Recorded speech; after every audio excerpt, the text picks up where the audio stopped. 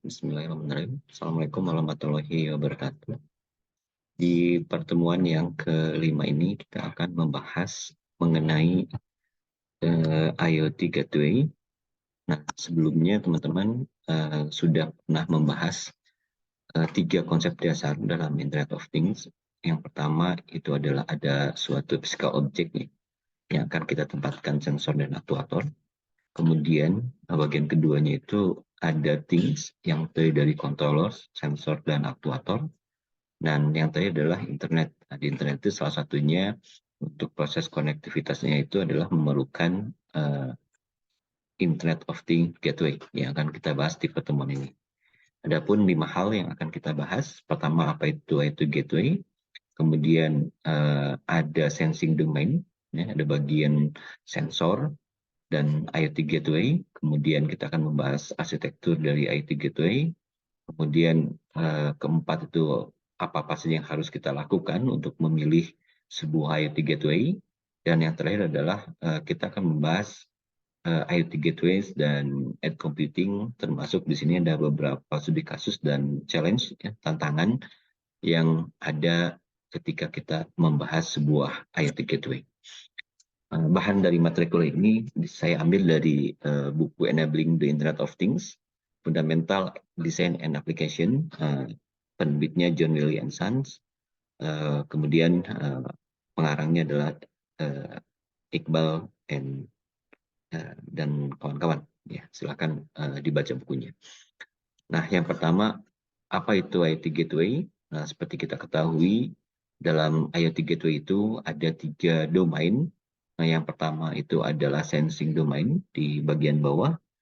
Sensing domain ini terdiri dari jaringan sensor, ya, seperti kemudian ada jaringan sensor dengan hal-hal yang intelijen. Contohnya misalnya di mobil kita pasang sensor, ya, supaya mengetahui ketika ada benda di depannya dia berhenti sendiri gitu, atau bisa mengikuti kendaraan yang di depan. Kemudian yang layer kedua adalah network domain. Nah, network domain ini terdiri dari infrastruktur komunikasi yang bertanggung jawab untuk proses pengumpulan, kemudian pemrosesan dan penyampaian data dari hasil sensing, ya, ke tujuannya. Nah, tujuannya itu adalah application domain. Nah, di application domain ini menyediakan layanan kepada pengguna aplikasi IoT tertentu. Nah, umumnya pada domain jaringan dari sistem apapun, perangkat gateway jaringan digunakan untuk mentransfer data atau informasi dari satu jaringan ke jaringan lain. Jadi itu intinya. Jadi akan kita bahas itu adalah ada 3 domain, ada bagian sensing yang terdiri dari sensor, kemudian ada bagian network, ya, untuk proses pengiriman data. Jadi kita bisa lihat ada 4G, ada Wi-Fi, ya, dan lain. Kemudian terakhir ada aplikasi domain. Nah, seperti apa IoT Gateway? Ini salah satu contoh simple IoT Gateway. Jadi pada contoh ini, pada contoh gambar ini, IoT Gateway-nya tidak dilengkapi oleh beberapa sensor. Ini IoT Gateway yang akan kita bahas. Tapi sensornya terpisah di luar, ya. Kemudian beberapa software, ini ada software yang diinstal dalam IoT Gateway yang bertanggung jawab untuk proses pengumpulan, preprocessing, transmisi, dan menerima data di sensor. Kemudian dikirim ke IoT Cloud. Jadi di simple IoT Gateway ini, sensor ada di bagian luar. Nah, kemudian ini adalah contoh IoT Gateway dengan embedded sensor. Jadi pada gambar ini kita melihat ada beberapa sensor yang kita pasang, bisa misalnya saja sensor suhu, humidity atau kelembaban, ya, kemudian sensor GPS yang terkoneksi atau embedded dalam IoT Gateway-nya itu sendiri. Kemudian dilengkapi dengan software dan bertugas untuk menerima data dan mengirimkan data, ya, ke IoT Cloud. Nah, kemudian IoT Gateway itu kalau kita melihat, ya, dia bertugas memfasilitasi device-to-device communication. Contohnya tadi antara sensor dengan MCU, microcontrol unit ya, atau device to cloud communication ya. Contohnya kita sensor MCU dan langsung kita kirim ke IoT cloud. Nah, apa sih tugas dari IoT Gateway ini? Pertama, dia sebagai penerima data, kemudian melakukan proses buffering, pre-processing data, aggregation, dia menerima beberapa data, penjumlahan data ya, kemudian mengirimkan data. Kemudian tugas yang kedua dari IoT Gateway ini adalah sebagai komunikasi antara wireless sensor network dengan IoT cloud. Kemudian dia juga bertugas untuk melakukan data enkripsi ya, dan security features. Biasanya ini di smart water meter ya. Jadi smart water meter yang dikirim pelanggan ke cloud itu biasanya dilengkapi dengan enkripsi ya, biar tidak ada data yang bisa dihack atau dicuri ya di tengah-tengah proses pengiriman datanya. Makanya kita lengkapi dengan enkripsi. Nah, salah satunya itu disimpan dalam sebuah IoT gateway. Kemudian di IoT gateway juga dia bertugas untuk visualisasi informasi, ya. Kemudian ada provisioning of edge computing dan ada beberapa serial communication interface yang ada dalam IoT gateway. Kita bisa menggunakan berbagai jaringan GSM ya, seperti 2G, 3G, 4G, and 5G, atau kita juga bisa menggunakan local area network, bisa juga menggunakan Wi-Fi ya, wireless local area network, Zigbee, Bluetooth, dan lain-lain. Nah, selain itu juga itu gateway bertugas sebagai protokol yang mengkonversi ya untuk mendukung beberapa macam tipe communication. Dan terakhir adalah IoT gateway juga pada akhirnya bisa mengkontrol beberapa smart things ya terhubung ke dalam IoT gateway, semacam aktuator dan lain-lain gitu. Nah, kalau kita lihat di bagian ini, IoT gateway itu memiliki beberapa fungsi ya. Tadi sebagai data forwarding untuk proses pengiriman data, kemudian sebagai protokol konversi ya, dari physical data fisik gitu ya, data yang bersifat fisik ke data yang bersifat elektronik. Kemudian content based processing, di sini ada metadata, kemudian ada data aggregation, kemudian ada routing, ya, kemudian ada quality of services. Salah satunya kita bagaimana mengatur manajemen antrian, ya, kemudian prioritas data yang akan dikirim, kemudian pemilihan channel komunikasinya. Kemudian fungsi yang lainnya juga adalah ada data akuisisi dan dissemination. Contohnya kita mau proses data akuisisinya itu mau pull or push gitu ya, mau publish or subscribe, atau mau content centric dissemination atau flooding. Nah, itu ada kita bahas di data acquisition.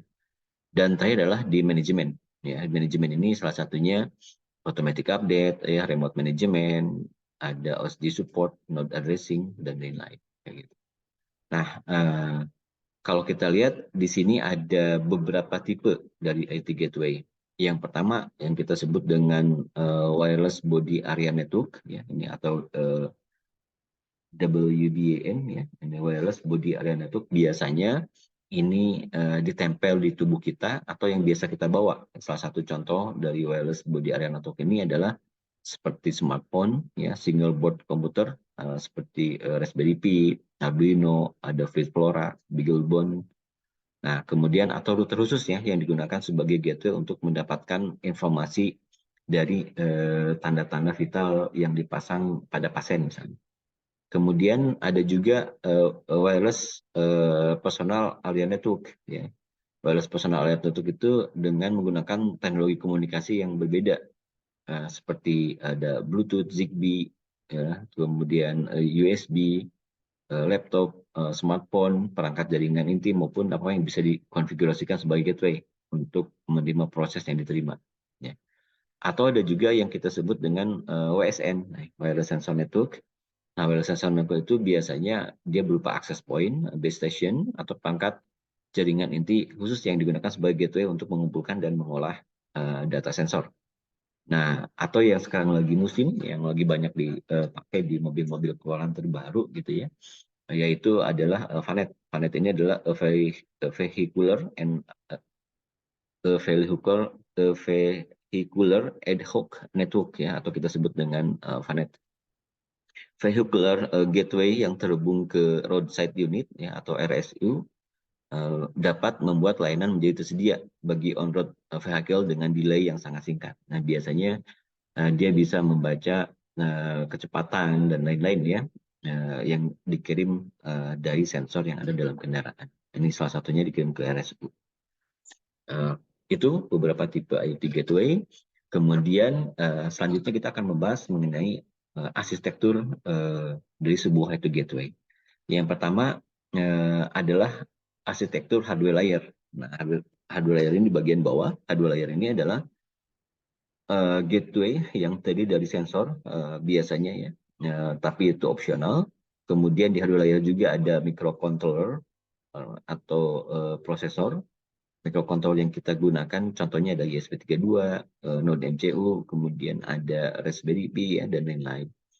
Kemudian pada hardware layer itu juga biasanya ada modul network atau communication seperti Bluetooth, ya, LAN, Wi-Fi, Zigbee atau lain-lainnya. Dan beberapa tipe microcontroller, processing capability dan memori ya dari IoT gateway merupakan dasar dari layer berikutnya, yaitu yang kita sebut dengan layer operating system. Nah, apa itu layer operating system? Nah, biasanya layer operating system kita desain untuk memenuhi kebutuhan dari aplikasi yang berjalan dalam sebuah MCU, begitu ya. Kemudian untuk small scale to medium scale IoT application, ya. Contohnya ada kalau untuk medium scale atau IoT small scale to medium scale itu biasanya ada namanya RTOS ya. Atau kalau yang desain sangat kompleks, ya kita bisa menggunakan Linux OS yang biasa digunakan di Raspberry Pi ya. Atau kita gunakan di Jetson Nano, atau juga kadang-kadang ada menggunakan Android OS ya, yang biasa untuk mensupport complex and graphical user interface ya, untuk beberapa application. Jadi untuk operating system ada dua, untuk small to medium application ya, itu biasa menggunakan RTOS.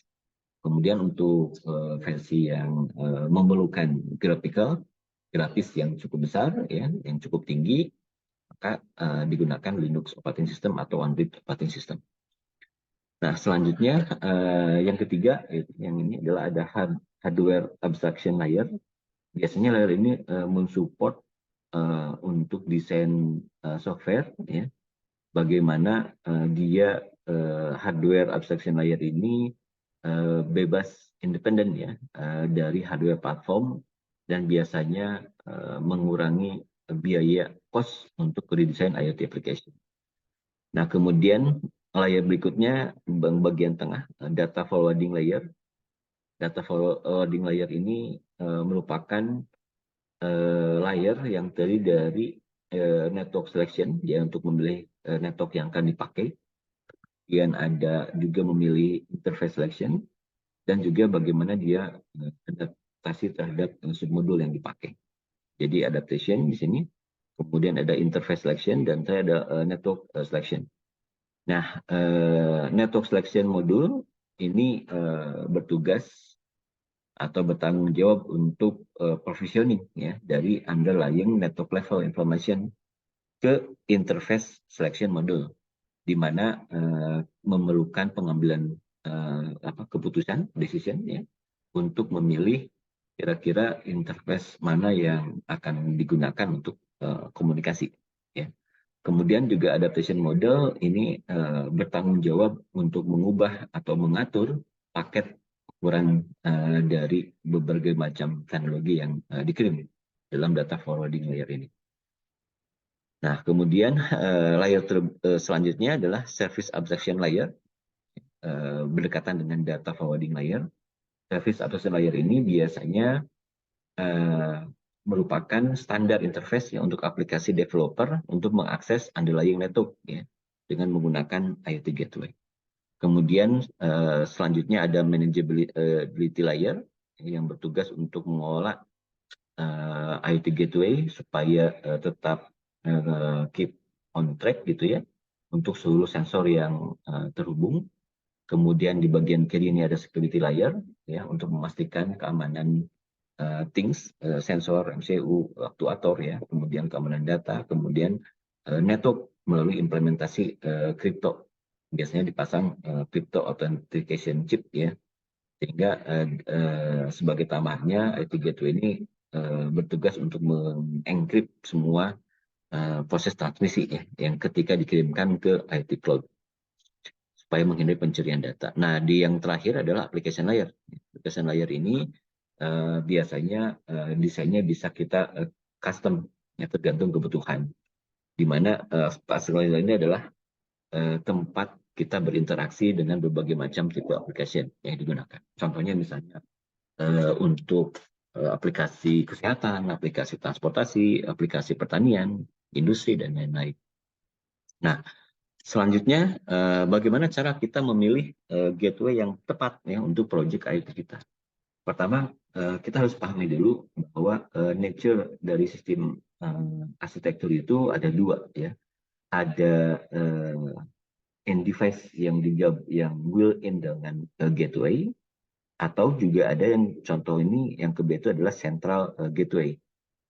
Jadi kalau kita lihat IoT Gateway Selection ini pada berikutnya adalah bagaimana kita melakukan pemilihan terhadap berbagai macam arsitektur dari IoT system. Contohnya IoT system yang end device itu built-in dalam sebuah gateway, dan IoT memiliki central gateway yang seperti kita lihat ya pada gambar ini. Nah, kemudian yang kedua, kita harus paham support mana saja ya, dukungan mana saja ya untuk multiple network connectivity. Nah, kalau kita lihat IT Gateway itu adalah kita menerima data dari smarting atau dari sensor device, kemudian mengirimkannya ke buah IoT Cloud. Nah, kemudian proses transmisi data ke dan dari smarting ini dan IoT Cloud ini biasanya disimpan dalam sebuah infrastruktur jaringan. Nah, supaya menjaga energi constraint dari IoT system, IoT Gateway harus mendukung berbagai macam jenis jaringan, komunikasi jaringan. Bisa saja ada yang menggunakan Wi-Fi, Zigbee, GPRS, dan lain-lain ya untuk mendukung berbagai macam kebutuhan. Nah, kemudian yang pemilihan ketiga, kita juga harus memperhatikan data storage capacity ya.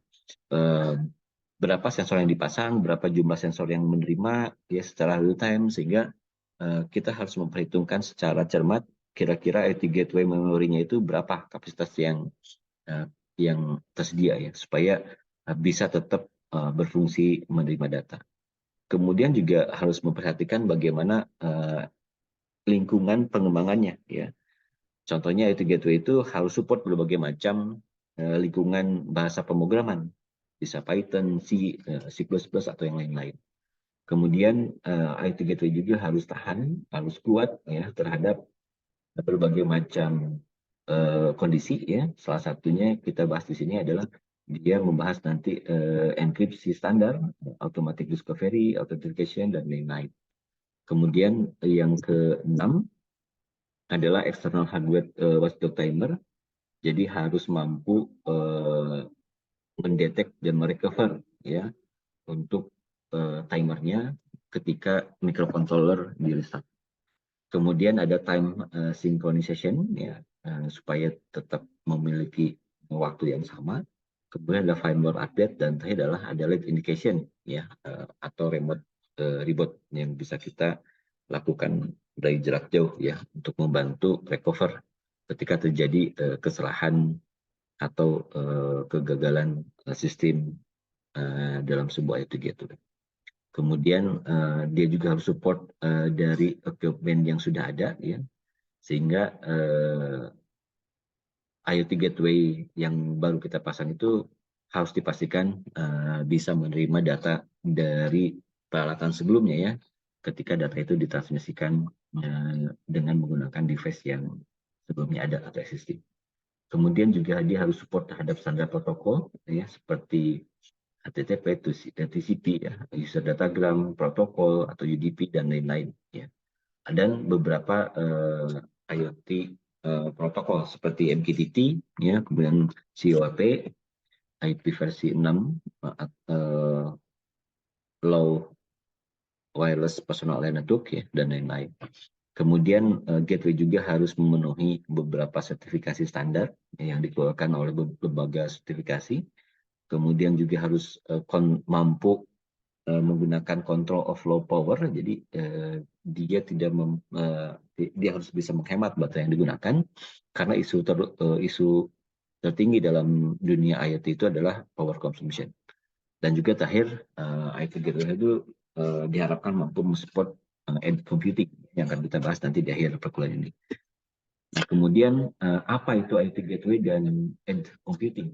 Nah, kalau kita lihat di sini kita bisa lihat dari IoT system dan edge computing, komponennya kalau IoT ada smart link atau sensor, kalau edge computing itu ada edge node, gitu ya, deployment-nya distributed, kemudian computation-nya limited, storage-nya sama-sama limited atau small, tetapi kalau edge itu lebih besar daripada storage yang ada di dalam IoT.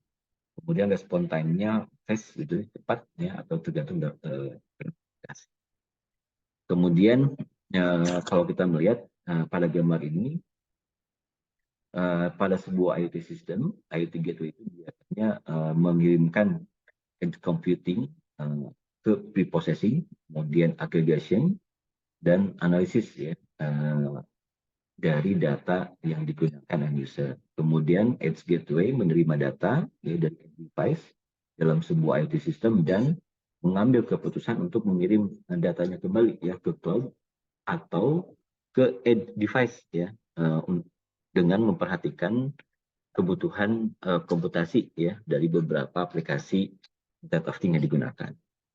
Nah, sebelumnya ada pada sebuah paradigma edge computing bahwa smart thing itu adalah edge of the system dari data customer atau data producer pada saat bersamaan. Nah, kalau kita lihat layer arsitektur dari edge computing itu tadi dari tiga. Yang pertama ada IoT device sensor, ya, yang tidak berbagai macam sensor. Kemudian ada IoT gateway dan tadi adalah ada IoT cloud.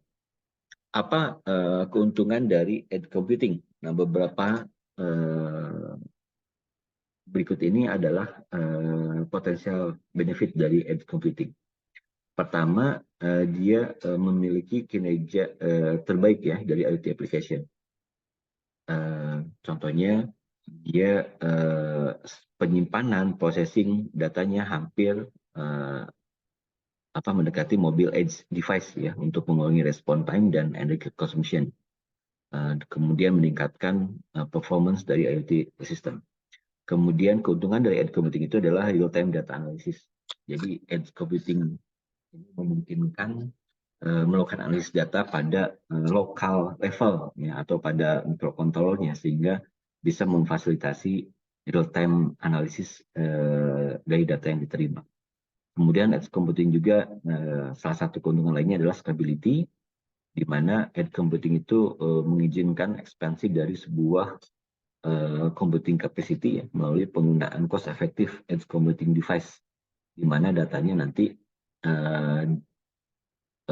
dapat memproses data tanpa menggunakan extra network image.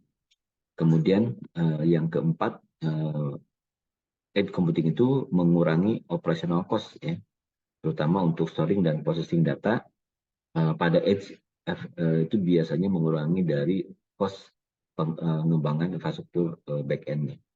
Kemudian dari segi security, edge computing itu mampu menerima security yang lebih baik, ya. Salah satu contohnya dia bisa distributed network edge computing, kemudian ada less data transmission, local data analysis, dan secure network from cyber attack. Dan terakhir adalah ada reliability. Ini adalah bagaimana distributed implementation dari edge computing memastikan transmisi data, ya, itu berjalan dengan baik. Kemudian ini beberapa contoh penggunaan edge computing di kehidupan sehari-hari, ya. salah satu penerapannya edge computing itu pada smart home. Karena kalau kita lihat di smart thing ini dia pada home atau rumah ini dia menghasilkan data yang cukup besar, ya, yang kebanyakan digunakan rumah kayak gitu ya, di rumah. Nah biasanya dia punya OS khusus yang kita sebut dengan the edge, ya, the edge operating system yang mengumpulkan data dari smart home appliances, ya, atau dari perangkat smart home atau dari perangkat mobile device dari si pemilik rumah yang kemudian diolah untuk mengontrol berbagai macam smart perangkat, ya, atau smart appliances. Contoh lain itu adalah cooperative safety smart vehicle. Biasanya kita bagaimana mengatur supaya ada kendaraan yang berjalan secara kooperatif. Kemudian ada namanya provisioning of infotainment service for smart vehicle. Jadi edge computing juga menyediakan berbagai macam infotainment service, ya, layanan informasi seperti bagaimana toll collection, lokasi SPBU terdekat, kayak gitu ya, lokasi restoran terdekat, atau misalnya memberikan notifikasi mengenai judul film atau lagu yang tersedia, ya, sehingga mampu memfasilitasi driver atau penumpang ketika dia melakukan perjalanan. Jadi lebih merasa entertainment gitu ya. Kemudian di online shopping service juga dia menggunakan edge computing. Salah satunya adalah di customer shopping chat, ya. Kemudian dia bisa mengupdate tampilan dari shopping chat untuk di-download atau dipakai oleh user mobile device. Kemudian ada digunakan juga di healthcare and collaboration edge. Salah satunya edge computing ini digunakan sangat penting ya untuk beberapa contoh, misalnya include in closed loop system, real time collection, data analysis, dan critical patient data. Kemudian contoh lainnya adalah di video monitoring analysis, di mana IoT edge computing teknologi nyaman untuk kinerja pencarian, ya, atau mendeteksi koleksi dari beberapa video yang ditangkap oleh mobile device yang biasa digunakan oleh seseorang, ya. Kemudian juga dari kamera urban security. Nah, nanti manfaat video monitoring analysis itu adalah untuk menemukan anak yang hilang, ya, dengan menggunakan video capture data, kemudian dicari sehingga kita bisa dengan mudah untuk mencari anak yang hilang tadi. Kemudian ada smart city, ini seperti sering kita dengar bagaimana di smart city ini berbagai macam edge computing digunakan, ya. Kenapa? Karena sangat penting dan nyaman untuk data collection, untuk penyimpanan, dan berbagai macam filter data, ya, ketika dilempar ke public dan private institution. Kemudian ada security surveillance, dan ada juga retail advertising, ya, yang biasa digunakan dengan menggunakan edge computing. Nah, beberapa tantangan dalam edge computing berbasis Internet of Things system itu, pertama, bagaimana kita membicarakan integrasi sistem, kemudian bagaimana kita mengolah atau memanage resource yang ada dalam IoT hardware-nya, ya. Kemudian kita juga tantangan selanjutnya bagaimana menyangkut security dan privasi, dan untuk mensupport berbagai macam komunikasi, ya. Dan terakhir adalah tentunya data yang dihasilkan itu bisa kita lakukan data analisis sehingga untuk sangat mendukung untuk smart system yang dikembangkan. Nah, ini ada beberapa contoh provider IoT gateway. Teman-teman mungkin di sini ada beberapa service provider yang cukup terkemuka, ya. Seperti Cisco, kemudian Amazon Web Services AWS, ya, Dell, dan lain-lain, Microsoft dan lain-lain. Kemudian yang terakhir ini tugas untuk asynchronous minggu ini Di sini ada kasus dia mengenai libelium, teman-teman bisa mencari di referensi ini, gitu ya, apa itu libelium untuk hypertensive disorder.